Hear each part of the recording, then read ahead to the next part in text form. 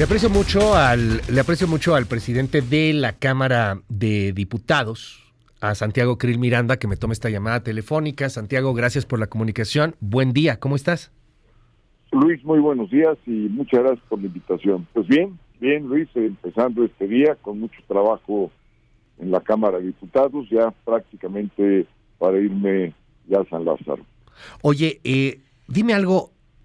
Ha habido muchas reacciones de lo que ocurrió el domingo, que por qué te sentaron en ese lugar, que por qué la ministra no se levantó cuando llegó el presidente, que si tu discurso era más como un discurso para lanzarse en la campaña o un llamado al diálogo en un momento en el cual pues está sumamente polarizante el país. ¿Qué lees de todo eso ya un poco a la distancia? O sea, ya siendo martes, ¿qué lees de todo lo que ocurrió? Porque todavía continúan reacciones al respecto. ¿Cómo fue esa toma, esa celebración de la Constitución, que por lo regular, pues hay que decirlo, Santiago, o sea, son eventos pues más bien protocolarios, es más eran eventos hasta un poco aburridos, o sea, ahora vaya que se armó la polémica en torno al tema, cuéntanos. Bueno, mira, yo creo que han cambiado las cosas, Luis. En primer lugar, tenemos en el Poder Judicial a una ministra presidenta independiente, tenemos en el Poder la Cámara de Diputados a un presidente independiente de oposición, pero con la responsabilidad de presidir una Cámara plural y por lo tanto, en primer lugar, los contenidos de nuestros discursos fueron muy diferentes a todos los que se habían escuchado en los años anteriores, e igualmente en las formas. Era obvio que el presidente se sentía incómodo tenernos cerca por los motivos que fueran. Él tendrá que explicarlos, pero fue muy claro el cambio de personalizadores desde que yo llegué al recinto. O sea, cuando tú llegaste... 5 minutos antes y claro, empezaron el juego de las sillas. El juego de las sillas. Cuando tú llegaste, entiendo que tu nombre estaba al lado del presidente, lo cual es normal, o sea, porque pues es una representación de los poderes, o sea, está el presidente y al lado pues los presidentes de las cámaras, el presidente o presidenta de la Corte, pero fueron cambiando, así como el juego de las sillas, para que te echaran hasta la esquina de la mesa. Igualmente, sí, así ¿Cómo fue. crees? Justamente, mira, yo pude observar las fotografías de los eventos anteriores. El presidente de la Cámara de Diputados estaba a la izquierda del presidente, viendo de frente, es decir, a su derecha. Y por otra parte, también movieron a la ministra presidenta, por estar junto a mí, moviendo dos en dos, es decir, a nosotros dos, pues prácticamente hasta la esquina. Y además, pues en la esquina estaba el podio, es decir, casi enfrente de nosotros estaba el podio, entonces nuestra visibilidad del auditorio hacia nosotros, pues no era la mejor, ciertamente. Oye, tu discurso es tiempo de reconciliación. ¿De verdad ves un tiempo de reconciliación en este momento? Se ve un tiempo de ultrapolarización, Santiago Krill. Es tiempo de ultrapolarización y por eso precisamente, Luis, de... Perdóname, Santiago, tengo que arreglar la llamada telefónica. Una disculpa, problema técnico. Le ofrezco una disculpa a Santiago Krill, el presidente de la Cámara, y por supuesto, una disculpa a usted en el auditorio. Se corta ahí de pronto la llamada telefónica y ya no estábamos escuchando muy bien lo que ocurría. A ver si podemos tener de nueva cuenta a Santiago Krill. Ayer lo decía Santiago Krill, es tiempo de reconciliación con miras al 2024, empezaron a decir algunos que era como una especie de eslogan de campaña incluso. Santiago, perdóname, se me cayó la llamada por un momento, un error técnico. Te preguntaba sobre ese discurso. No te preocupes, sí. Adelante, te preguntaba, ¿tiempo de reconciliación? Sí, mira, yo creo que estamos en un momento de una enorme polarización, todavía no son los tiempos electorales. Los tiempos electorales son para competir, los tiempos no electorales son para coincidir. Que el presidente haya desatado para sus corcholatas una campaña anticipada, pues eso está mal, primero rompe con la ley electoral y segundo, se paraliza el país en muchos sentidos. La política ya toma otro rumbo. Entonces, es un momento que todavía el país, el gobierno, los poderes deben de seguir trabajando a su máxima capacidad, pero fui yo más allá. No dije que era tiempos de diálogo, me parece que es lo primero. Si es posible la reconciliación, dejar agravios del pasado y esperarnos, por supuesto, a los tiempos para competir en la arena electoral. Pero dije, sobre todo lo siguiente, no se puede gobernar con una visión única. El pueblo somos todos. El pueblo es el gobierno, pero también somos la oposición.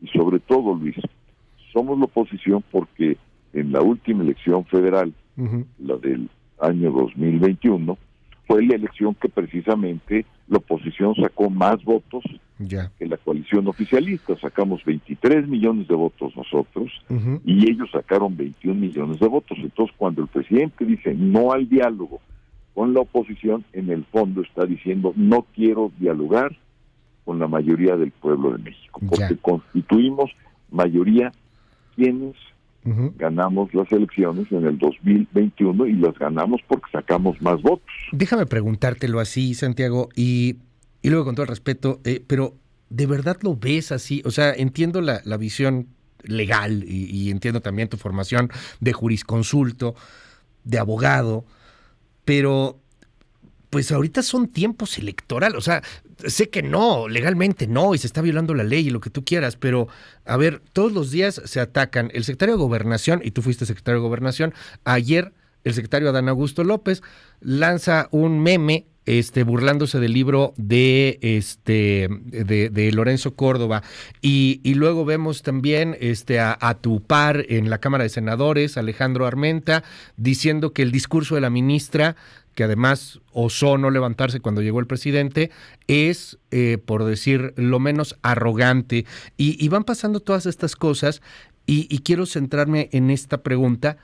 Van pasando todas estas cosas en una desconfianza generalizada de la población a todos los políticos, y tú lo debiste haber visto seguramente la semana pasada.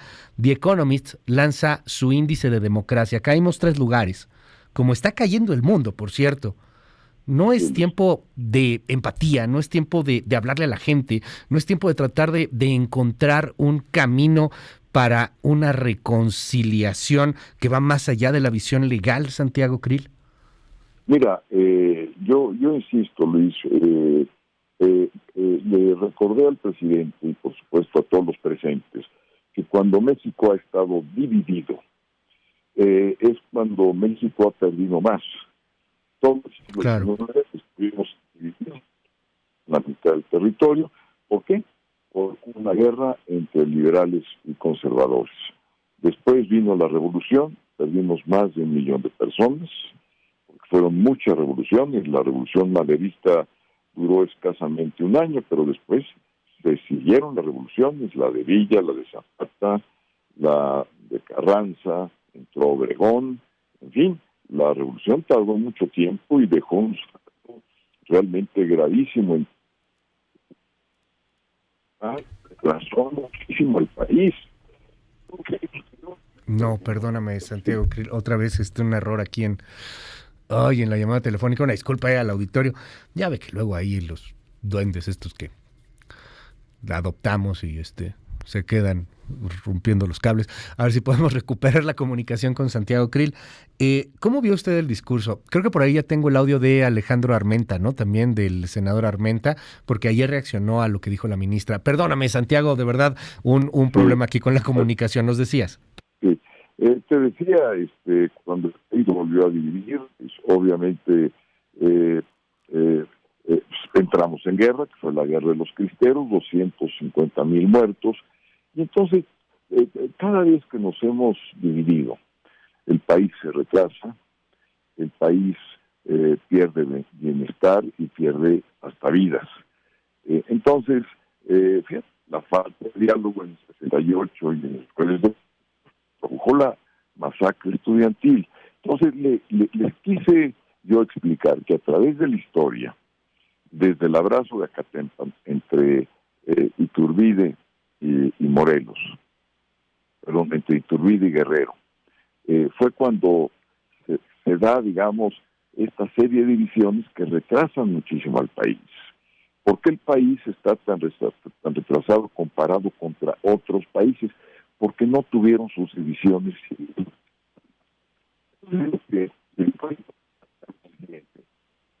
Mucho cuidado, porque la historia se puede...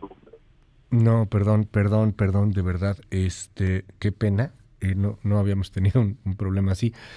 A ver si podemos recuperarlo bien en un momentito más, nada más para ajustar bien la línea, una disculpa a nuestro auditorio.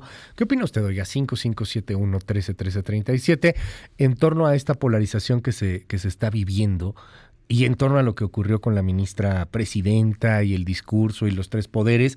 Y yo insisto en este tema en torno a la democracia, porque hay una falta de confianza generalizada en las instituciones en este país y en el mundo. El índice democrático de The Economist, del cual platicábamos hace una semana, pues nos marca ya 3 lugares abajo de los que estábamos. Pero si se compara con hace 10 años, la caída es francamente para llorar. Es estrepitosa, va para abajo, va para abajo, va para abajo, va para abajo. La gente no está confiando en democracia, no está confiando en los políticos, no está confiando en las instituciones. Quisimos platicar con Santiago Krill al respecto, a ver si podemos recuperar esta llamada telefónica. Y una disculpa, ya sabe que luego los temas técnicos nos hacen la malhora. Oiga, a ver, reacciones en torno a lo que sucedió ayer con la ministra presidenta de la Suprema Corte de Justicia de la Nación y con ese discurso en particular. Lorenzo Córdoba, el presidente del INE, celebró el discurso de la presidenta de la Suprema Corte de Justicia de la Nación, Norma Piña, durante el aniversario número 106 de la promulgación de la Constitución. Aseguró que algunos ven la Carta Magna como algo prescindible, como algo venial, como algo que se puede desechar, como un estorbo en aras de intereses políticos. Esto lo dijo en sus redes sociales Lorenzo Córdoba. Y luego vino una especie de respuesta del secretario de Gobernación, Adán Augusto López, de lo cual platicábamos con Santiago Krill hace un momento. Adán Augusto López arremetió de nuevo en contra de los consejeros electorales, Lorenzo Córdoba y Ciro Murayama, que ya se van además, pero bueno, los tienen muy en contra, los tienen muy atravesados, algo traen contra ellos. Y entonces Adán Augusto López, que no un político, no un diputado, no un presidente municipal, no, Adán Augusto López, el secretario de Gobernación, trepa un meme burlándose del libro de Lorenzo Córdoba. Y en vez de que se llame La democracia no se toca, al meme le cambia el título al libro y le pone Las mentiras de Lorenzo. Así las cosas, así la clase política. Santiago Krill, de verdad, de corazón, te ofrezco una disculpa. No, tenemos aquí el problema. No sé si yo tenía una mala conexión, pero ya estamos. Ya, te escuchamos perfecto. Ahora sí bien. Ahora sí ya te escuchamos perfecto. Sí. Nos decías, en torno a toda esta polarización que se está viviendo y en torno a la búsqueda de una reconciliación en este 2023 que para muchos está en chino. Mira, tiene razón, digamos, la realidad que nos dice, hay polarización, hay enfrentamientos, hay un desdén del gobierno, de la coalición gobernante, por entrar a un diálogo y hacer cosas productivas para el país. Los pleitos no generan empleos, los pleitos no hacen avanzar al país, los pleitos pues generan solamente saldos negativos para todos. Entonces, pues la idea es recordar esto. Yo creo que en una ceremonia de Estado uno tiene que recordar la historia del país. Estamos hablando del 5 de febrero, la historia de nuestras constituciones, la historia de nuestras guerras y la historia de nuestras divisiones, pero también las partes positivas, la historia de nuestras uniones. Y cuando hemos estado en unidad es cuando el país realmente ha avanzado. A mí me parece una enorme irresponsabilidad como clase política, como políticos, fomentar el odio, fomentar la división, fomentar los enfrentamientos, debilitar la vida institucional del país y violentar la Constitución. Lo que le dije al presidente, y se lo dije de manera directa, además viéndolo a él, le dije, no es posible, presidente, que lo que tengamos que resolver a través de la política y del diálogo acabe en el Tribunal Constitucional, en la Suprema Corte de Justicia. Entonces, ¿qué tenemos? Tenemos todo lo que significa lo eléctrico en la Suprema Corte de Justicia. Igual sucede con la militarización, lo mismo ocurre con la parte electoral. Entonces, ¿qué vamos a hacer? Vamos a hacer que la Suprema Corte de Justicia haga lo que no puede hacer la clase política. Nosotros no tenemos la mayoría en el Congreso. Si la tuviéramos, seríamos responsables de ello. Lo que le propongo al presidente es que nos sentemos a dialogar. ¿Qué pierde él? Nada. Ya. ¿Y qué puede ganar el país? Todo. Oye, dime algo. En torno a la Suprema Corte de Justicia de la Nación, llamó y polarizó, dividió también el discurso de la ministra presidenta Norma Lucía Piña. Por un lado, Lorenzo Córdoba lo aplaude, por otro lado, en la 4T se le critica. Interesante lo que dice tu par Alejandro Armenta en el Senado de la República, el presidente del Senado. Tenemos por ahí el audio de lo que señaló en torno a lo dicho por Norma Lucía Piña. Escuchemos. Por favor. Yo escuché, esa es mi apreciación, es mi apreciación. Yo escuché a una presidenta de la Corte con una actitud de supremacía. A mí me pareció una actitud arrogante. Cuando la presidenta de la Corte aborda que el Poder Judicial gira su discurso en torno a la supremacía del Poder Judicial y no reconoce que el Poder Judicial, igual que el Poder Ejecutivo e igual que el Poder Legislativo, estuvo al servicio de los intereses extranjeros de nuestro país. ¿Qué nos dice Santiago Krill? Bueno, mira, a ver, vamos por partes. El Poder Judicial sí tiene supremacía para interpretar la Constitución. No hay poder máximo para interpretar la Constitución. ¿Dónde estábamos y qué ceremonia celebrábamos? Estamos en el Teatro de la República, donde se hizo la Constitución del 17, la que nos rige hoy, y estamos en una ceremonia de Estado, hablando de la Constitución y quiénes son garantes de la Constitución. Las ministras y los ministros de la Corte. ¿Quién los preside? La ministra presidenta, en primer lugar. En segundo lugar, lo que molestó, en el fondo, eso no se atreven a decirlo, fue la manifestación de independencia que hace la ministra presidenta, Norma Piña. Por vez primera, en muchos años, porque también ha habido ministros presidentes con enorme independencia y han sido desdeñados por este gobierno. Por vez primera tenemos una presidenta, primero mujer, por cierto, la vez en toda la historia de la Suprema Corte de Justicia es la primera vez que tenemos una mujer. Y en segundo lugar dijo un discurso de independencia judicial, de autonomía e independencia judicial, que por cierto, Luis, son los elementos esenciales de un juzgador. Entonces, no solamente la ministra presidenta habló para el auditorio, habló para todo el Poder Judicial, que por cierto, las reacciones al interior del Poder Judicial, Luis, no tienes una idea lo contentos, lo alegres, los entusiasmados que están los jueces federales, los magistrados federales, por el discurso de su presidenta. Se sintieron representados. Y esto te lo digo porque yo soy abogado, profesor de Derecho Constitucional en la UNAM, y tengo un enorme contacto con jueces porque son amigos, con magistrados porque son colegas, damos clase en la misma Facultad de Derecho en la UNAM. Entonces, todo esto fue lo que aconteció el 5 de febrero. Tienes razón, esto no había acontecido en Querétaro, pero sucedió. ¿Por qué sucedió? Porque las condiciones del país lo ameritan. Y por lo tanto, quienes estamos a cargo de los poderes estatales, tenemos que recoger el ambiente del país, saberlo leer adecuadamente y expresar lo que es un poder independiente, un poder autónomo y un poder que juega un balance de pesos y contrapesos contra el resto de los poderes, pero también a la vez jugamos un papel de coordinación y colaboración. El sistema de división de poderes tiene esas dos características, es ser de pesos y contrapesos, pero a la vez y simultáneamente de colaboración. Por lo tanto, creo que fue exactamente lo que pasó el 5 de febrero.